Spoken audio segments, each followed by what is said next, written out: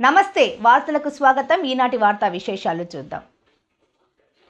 కేంద్ర ప్రభుత్వం జీఎస్టీ 2.0 ఇచ్చినందుకు ధన్యవాదాలు అని ప్రధానమంత్రి మోడీ దీపావళి కానుకగా జీఎస్టీ తగ్గింపు చేసి ప్రతి ఒక్క కుటుంబానికి 15,000 రూపాయల వరకు ఆదా చేశారని, వ్యాపారస్తులకు అమ్మకాలు పెరిగే విధంగా సూపర్ జీఎస్టీ సేవించను వినియోగించుకుంటారని, జీఎస్టీపై ప్రతి ఒక్కరికి అవగాహన ఉండాలని డిప్యూటీ అసిస్టెంట్ కమిషనర్ శిరీష పేర్కొన్నారు.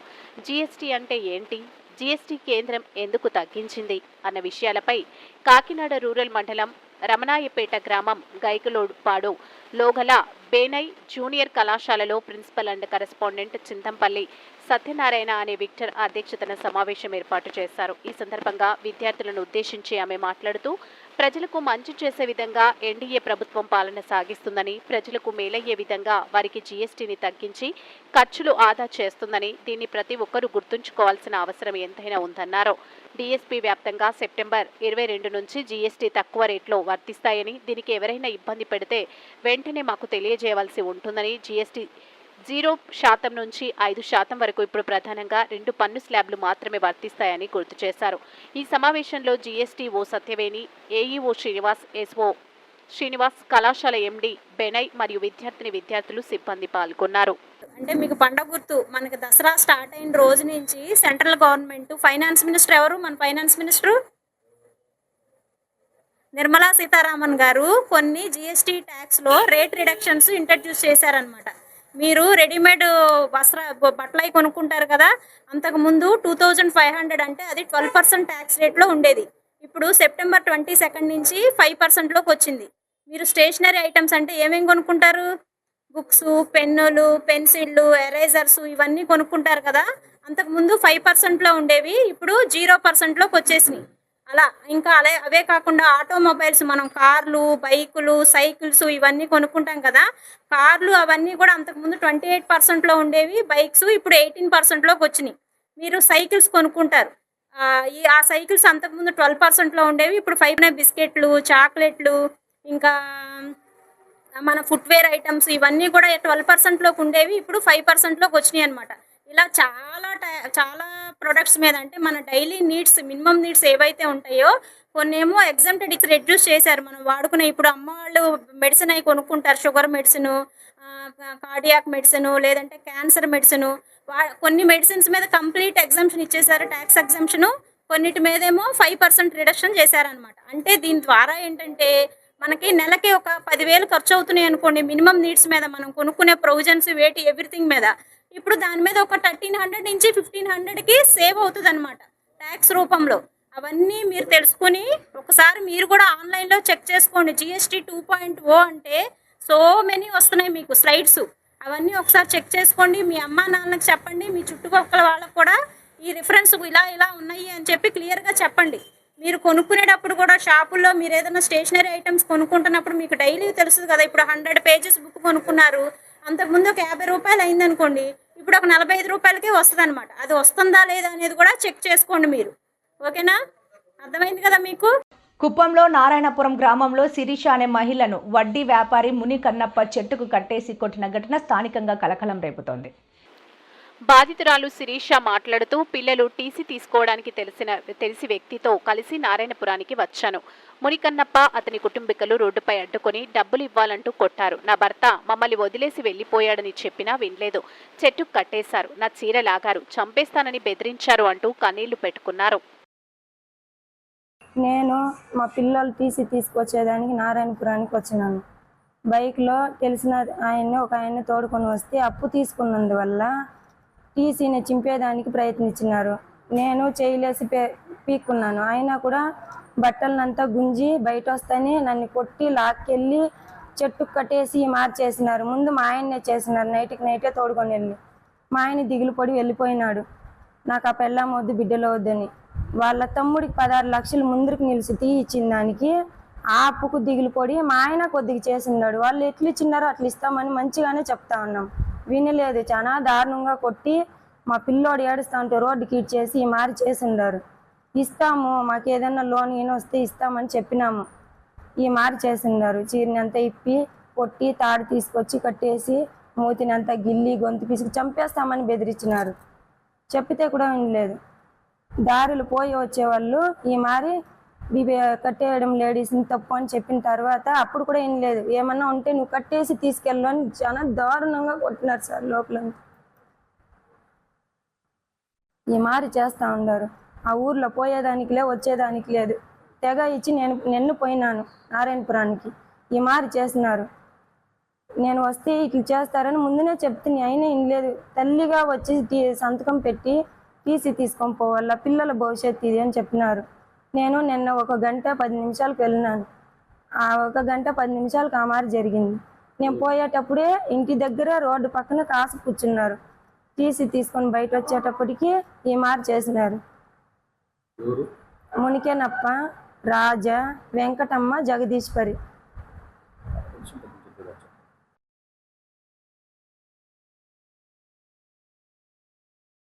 రాబోయే 3 గంటల్లో ఆంధ్రప్రదేశ్లోని కోనసీమ, అనకాపల్లి, ఉభయ గోదావరి, ఏలూరు, విశాఖ జిల్లాల్లో పిడుగులతో కూడిన భారీ వర్షాలు కురుస్తాయని ఏపీఎస్డీఎంఏ తెలిపింది.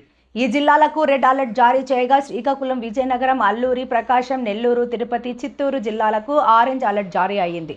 మరికొద్దిసేపట్లో ఈ జిల్లాల్లో వర్షాలు కురిసే అవకాశం ఉంది. మాజీ ముఖ్యమంత్రి YS Jaganmohan Reddy, farmer minister Gudivada Amarnath పర్యటనకు సంబంధించిన పోలీసులు ఇచ్చిన కొత్త రూట్ను తాము అంగీకరిస్తున్నామని మాజీ మంత్రి గుడివాడ అమర్నాథ్ అన్నారు. బుధవారం మీడియాతో మాట్లాడుతూ జగన్ పర్యటనకు అనుమతి ఇస్తూనే 18 కండిషన్లు పెట్టారన్నారు. పోలీసులు ఇన్ని నిబంధనలు పెట్టడం సమంజసం కాదని పునఃసమీక్షించుకోవాలని కోరుతున్నామని మాజీ మంత్రి తెలిపారు. రేపు జగన్ పర్యటన ఎయిర్పోర్టు నుంచి ఎన్ఏడి కొత్త రోడ్డు, గోపాలపట్నం, వేపగుంట, అనకాపల్లి మీదుగా ప్రయాణిస్తారని, నర్సీపట్నం మెడికల్ కళాశాలకు వెళ్తారని వెల్లడించారు. ఆ డిపార్ట్మెంట్ల తాలూకా ఓకే వదిలేస్తున్నాం. మేము లెక్కలు పెట్టి నెంబర్లు చెప్పలేము. మరి గతంలో చంద్రబాబు నాయుడు గారు ఏమన్నా ఎంతమంది వస్తారు, ఏమైనా పేర్లు రాసి ఇచ్చేవారేమో మాకు తెలియదు. కానీ జగన్మోహన్ రెడ్డి గారు లాంటి ప్రజానాయకుడు, పోరాట యోధులు లాంటి వ్యక్తిత్వం ఉన్నటువంటి వ్యక్తి జగన్మోహన్ రెడ్డి గారు. అటువంటి నాయకుడు వచ్చినప్పుడు చూడడానికి, కలవడానికి, బాధలు చెప్పడానికి అనేక సమస్యలు ఉన్నాయి. స్టీల్ ప్లాంట్ ఉంది, బల్క్ డ్రగ్ పార్క్ ఉంది, షుగర్ ఫ్యాక్టరీ ఉంది, మెడికల్ కాలేజీలు ఉన్నాయి. ఇలాగ అనేక ఇష్యూస్ ఈ ప్రాంతంలో ఉన్నాయి. చెప్పుకునేదానికి బోల్డ్ ఎంత ఉంది. పర్మిషన్ పెట్టలేదంటుంటే అంటే వాళ్ళు ఏం చెప్పారు, మేము సెక్యూరిటీ ఇవ్వలేము, మేము ఎంతమంది పోలీసులు పెట్టలేము. సరే పెట్టలేమని చెప్పారు కదా, మేము పెట్టుకుంటాం. మరి ప్రజలకి ఇబ్బంది కలగకుండా, ఆయనకి ఇబ్బంది కలగకుండా, మా లీడర్కి ఇబ్బంది కలగకుండా ఆ బాధలో మేము పడతాం. వాలంటీర్షిప్ ఏదో మేము చేసుకుంటాం. మేమే సెక్యూరిటీ వలయంగా మేమే నిలబడతాం. ఎందుకు వస్తుంది? లా అండ్ ఆర్డర్ ఇష్యూ వస్తుంది. గొడవ పెడితే లా అండ్ ఆర్డర్ ఇష్యూ వస్తుంది. గొడవకి ఎవడు వెళ్తున్నాడు? ఇప్పుడు సమస్య మీద వెళ్తున్నాం మేము. ఈ రాష్ట్రంలో తాగుబోతులు, తిరుగుబోతులు, పొగరబోతులు మాట్లాడుతున్నారు ఇవన్నీ. సో వారందరికీ ఇది సమాధానం. జగన్మోహన్ రెడ్డి గారి తాలూకా పర్యటన అక్టోబర్ 9వ తారీఖున అంటే ఎల్లుండు ఉమ్మడి విశాఖపట్నం జిల్లాలో వారి పర్యటన ఉంటుంది. నర్సీపట్నంలో నిర్మాణంలో ఉన్నటువంటి మెడికల్ కాలేజీని సందర్శించి ఈ ప్రభుత్వం తీసుకున్నటువంటి ప్రజా వ్యతిరేక నిర్ణయం ఏదైతే ఉందో, రాష్ట్రంలో ఉన్నటువంటి 10 మెడికల్ కాలేజీని ప్రైవేట్ పరం చేయాలన్నటువంటి నిర్ణయం ఏదైతే ఈ ప్రభుత్వం తీసుకుందో దాన్ని వ్యతిరేకిస్తూ, ప్రజల ఆకాంక్షలకు వ్యతిరేకంగా తీసుకున్నటువంటి నిర్ణయాన్ని నిరసిస్తూ వారు సందర్శించి ప్రజలను ఉద్దేశించి మాట్లాడాలని చెప్పి ఒక కార్యక్రమాన్ని పార్టీ రూపొందించింది.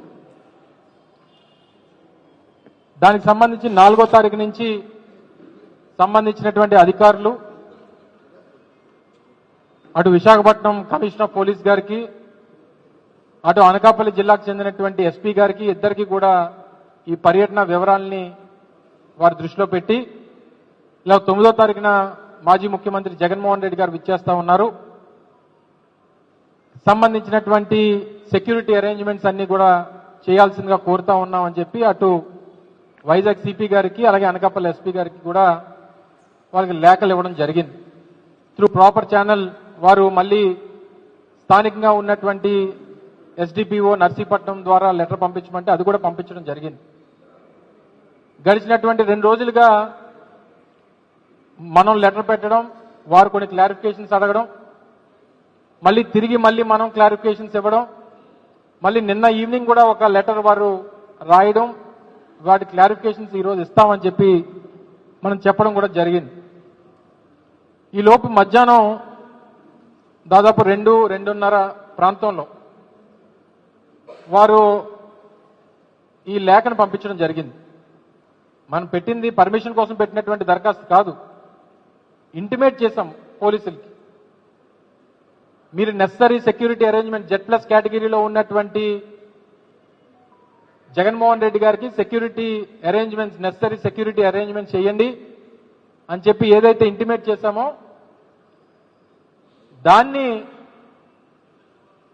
దానికి మేము పర్మిషన్ ఇవ్వట్లేదు అని చెప్పి ఈరోజు మధ్యాహ్నం 2 గంటలకు చేసి ఈ లేఖ నర్సీపట్నం SDPO నుంచి ఈ లేఖ రావడం జరిగింది. జగన్మోహన్ రెడ్డి గారిని ఇక్కడి నుంచి అక్కడ తీసుకెళ్ళడానికి వేరే ఆల్టర్నేట్ రోడ్ చెప్పమనండి డిపార్ట్మెంట్ని.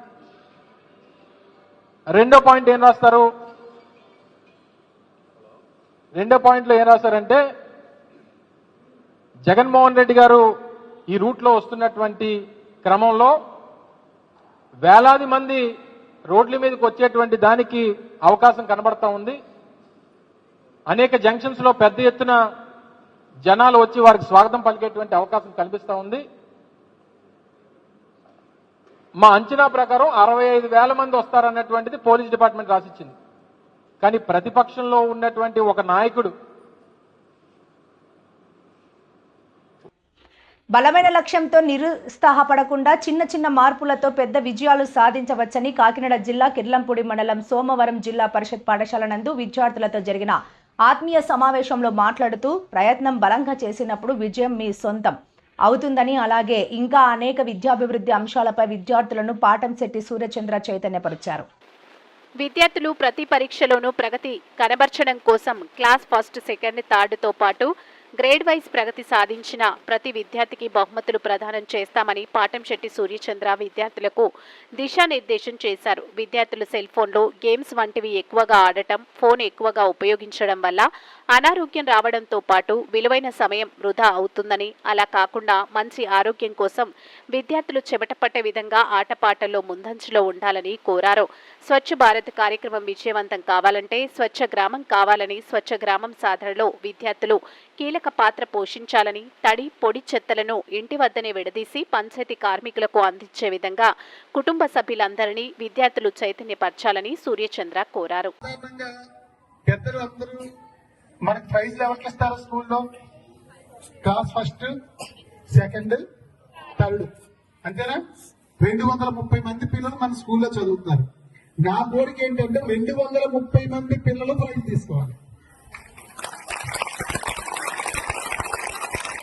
తీసుకోవడం సాధ్యమేనా? అది నిజంగా చెప్పండి, సాధ్యమా అసాధ్యమా? సాధ్యమేనా? అయ్యో కాదు, సాధ్యం కాదు. ఎందుకు కాదంటే, మనం క్లాస్ ఫస్ట్, సెకండ్, థర్డ్ ప్రైజ్లు ఇస్తున్నారు. నేనేమంటాను, క్లాస్ లో ఉన్న ప్రతి ఒక్కరూ ప్రైజ్ తీసుకోవాలంటాను నేను. కానీ ఎలాగ అందరికీ క్లాస్ ఫస్ట్, సెకండ్, థర్డ్ వచ్చేస్తాయా? సాధ్యమా అసాధ్యమా? నేను చెప్పింది అసాధ్యం. చెప్పింది సాధ్యమయ్యి ప్రతి విద్యార్థి ప్రైజ్ తీసుకోవాలంటే ఒకే ఒక్క మార్గం.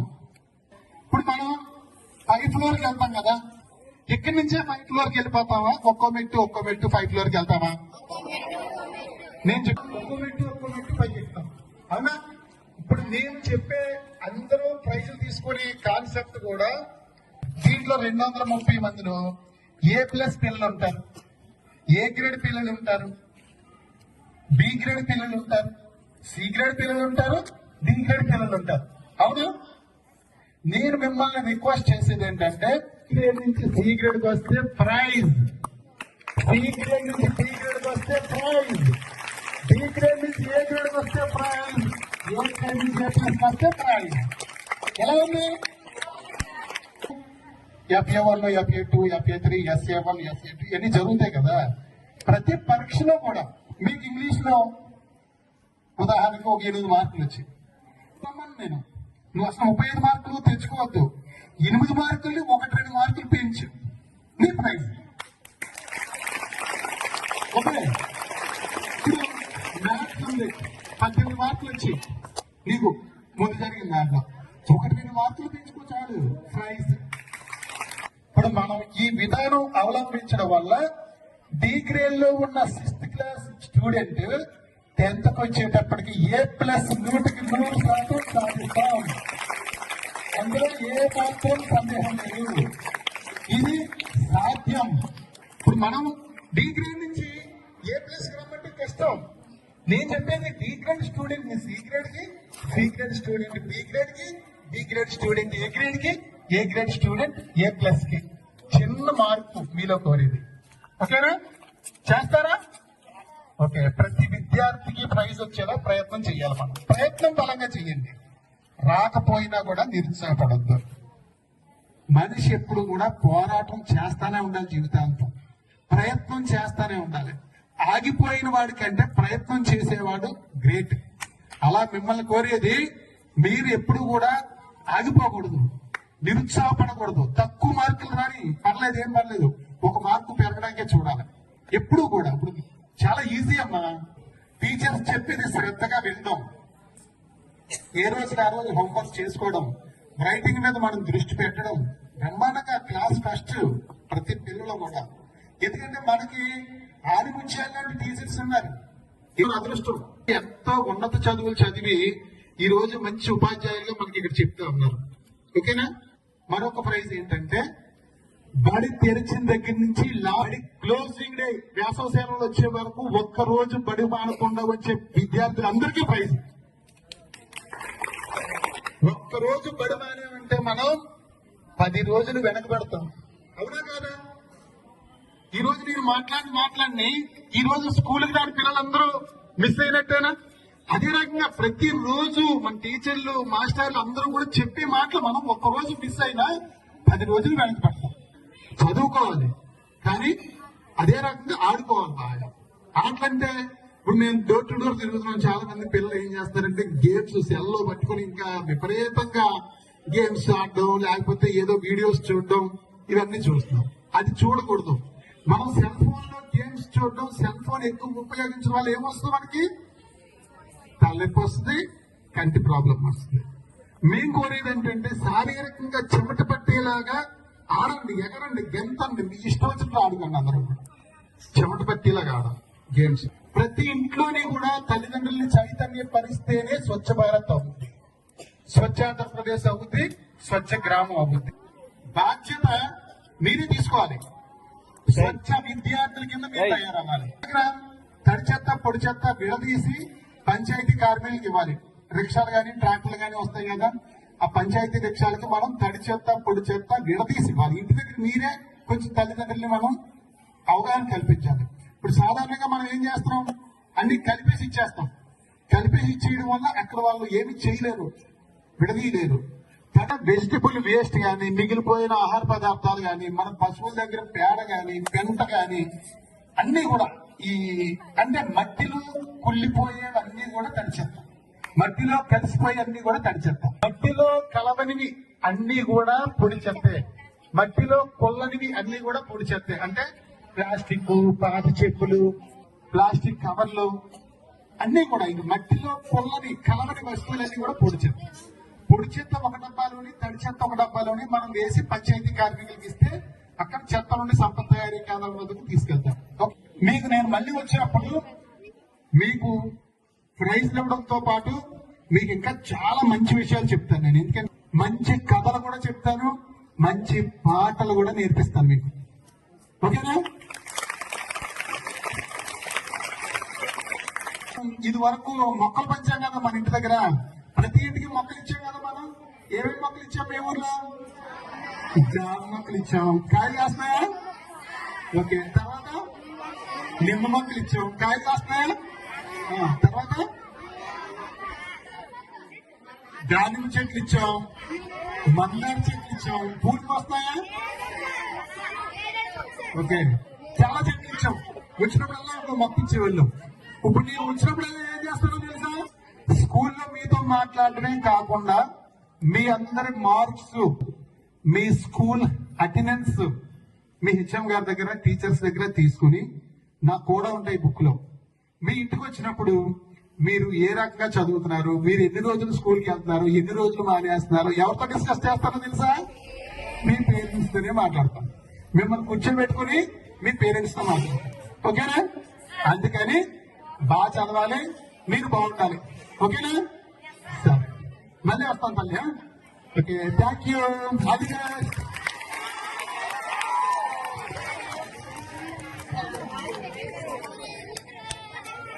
Sir thank you sir. మంచి మంచి విషయాలు ప్రజలకు చెప్పి వాళ్ళ మార్పు రావడానికి.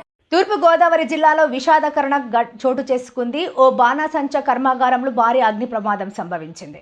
ఈ దుర్ఘటనలో 6 మంది దుర్మరణం పాలయ్యారు. మరో 8 మంది తీవ్రంగా గాయపడ్డారు. గాయపడ్డ వారిలో కొందరి పరిస్థితి విషమంగా ఉన్నట్లు తెలుస్తోంది. సమాచారం అందిన వెంటనే పోలీసులు సంఘటన స్థలానికి చేరుకున్నారు. సహాయక చర్యలు చేపట్టారు. గాయపడ్డ వారిని సమీప ఆసుపత్రికి తరలించారు.